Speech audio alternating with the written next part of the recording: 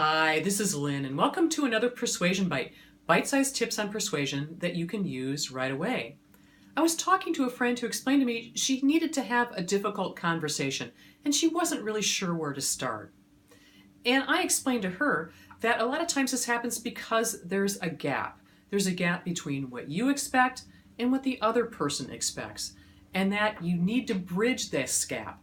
And I call it becoming a doctor of persuasion, or a GAP MD. And as you guessed, that's an acronym. And here's what it stands for. A, audience.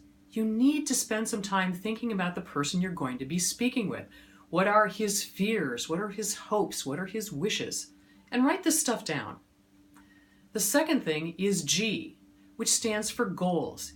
You need to set goals for your conversation ahead of time and not just get in there and wing it.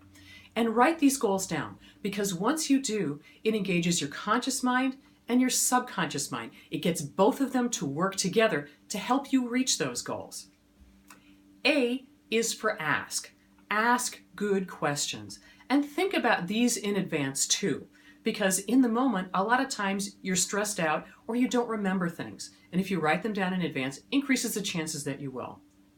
And then you listen carefully to how the other person answers, because that leads us to P, paraphrase.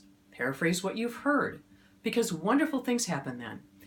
You get to show the other person that you've heard what he's saying, and in the meantime, that person gets to let you know whether or not you're misunderstanding what it is that he's saying and adding some additional information. Which takes us to M, make suggestions. And not him making suggestions or you making suggestions, but both of you doing this, because we all have a stake in things that we've created when it comes to solutions.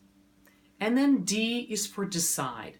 Decide next steps. So you clearly outline what you're going to do and by when, and so does the other person. So you end the conversation having clear marching orders for both of you.